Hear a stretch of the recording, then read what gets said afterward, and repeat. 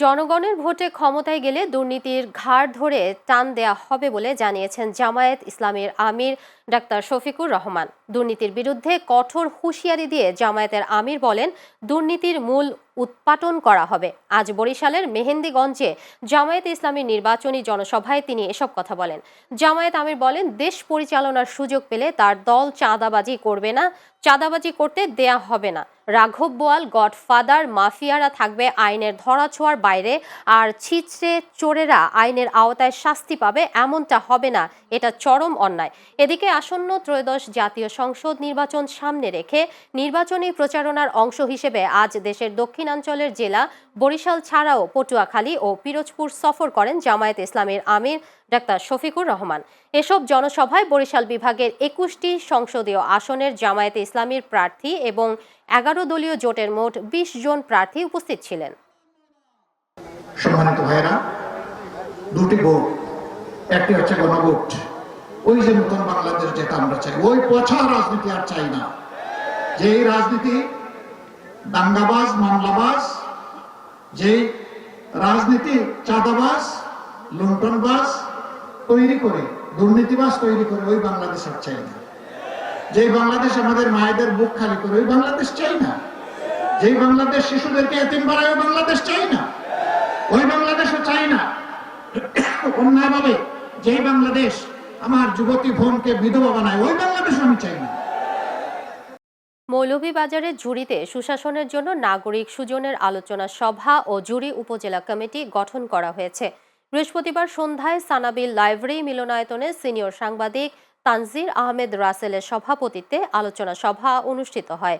Channel এস-এর জুড়ি উপজেলা প্রতিনিধি সাইফুল ইসলাম সুমনের সঞ্চালনায় সভায় প্রধান অতিথি ছিলেন সুশাসনের জন্য নাগরিক সুজনের মৌলভীবাজার জেলা কমিটির সভাপতি ডাক্তার সাদিক আহমদ।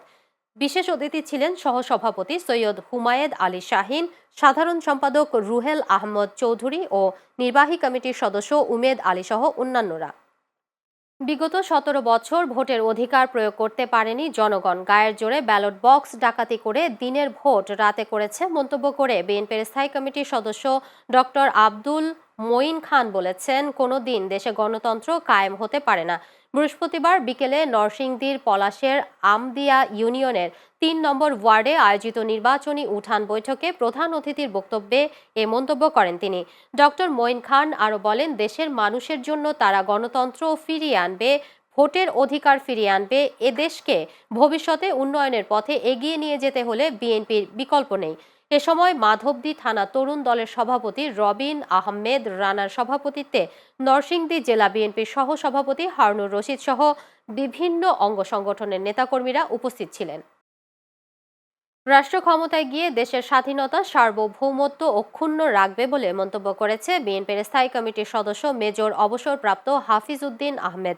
বৃহস্পতিবার বিকেলে ভোলা লালমোহনে চরভূতা ইউনিয়নের সর্বস্তরের জনগণের আয়োজনে দীপশিখা মাধ্যমিক বিদ্যালয় মাঠে জনসভায় এসব কথা বলেন তিনি।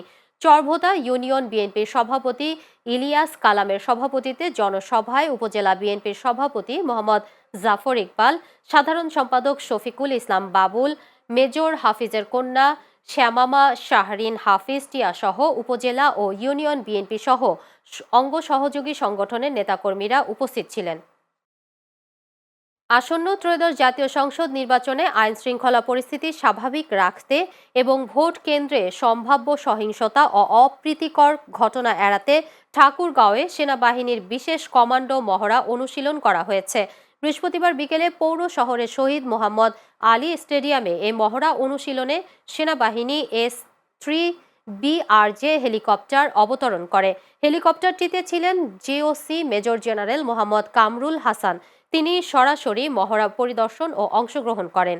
এ সময় আধুনিক কৌশলে জরুরি পরিস্থিতি মোকাবেলা, দ্রুত প্রতিক্রিয়া, নিরাপত্তা বলয় গঠন এবং ভোট কেন্দ্রের আশেপাশে আইন শৃঙ্খলা নিয়ন্ত্রণের বিভিন্ন কৌশল অনুশীলন করা হয়। এতে সেনাবাহিনীর সদস্যদের দক্ষতা ও প্রস্তুতি প্রদর্শন করা হয়। রাজশাহীতে বাংলাদেশ ইসলামী ছাত্র শিবিরের ৪৯তম প্রতিষ্ঠা বার্ষিকী উপলক্ষে বর্ণাঢ্য শোভাযাত্রা অনুষ্ঠিত হয়েছে। শুক্রবার রাজশাহী বানেশ্বর বাজার এলাকা থেকে সংগঠনটির জেলা পূর্ব শাখার আয়োজনে একটি শোভাযাত্রা বের হয়ে বানেশ্বর বাজার এলাকার বিভিন্ন সড়ক প্রদক্ষিণ করে। শোভাযাত্রায় প্রধান অতিথি ছিলেন 11 দলীয় নির্বাচনী ঐক্য জোট সমর্থিত ও বাংলাদেশ জামায়াতে ইসলামী মনোনীত রাজশাহী 5 আসনের সংসদ সদস্য প্রার্থী মঞ্জুর রহমান। শোভাযাত্রা ও পথসভায় সভাপতিত্ব করেন বাংলাদেশ ইসলামী ছাত্র শিবির রাজশাহী জেলা পূর্বের সভাপতি রুবেল আলী। তিনিও পথসভায় সংগঠনটির আগামীর দিনের পথচলা নিয়ে নির্দেশনামূলক বার্তা দিয়ে 49তম প্রতিষ্ঠা বার্ষিকীর শুভেচ্ছা জানান। রাজনীতি শুধু জনগণকে সেবা দেবার, এর থেকে কোনো কিছু নেবার নয় বলে মন্তব্য করেছেন চট্টগ্রাম 10 আসনের বিএনপি মনোনীত ধানের শীষ প্রতীকের প্রার্থী ও বাংলাদেশ পাট শ্রমিক দলের সভাপতি সাইদ আল নোমান। বৃহস্পতিবার বিকেলে তার নির্বাচনী এলাকায় গণসংযোগে তিনি একথা বলেন।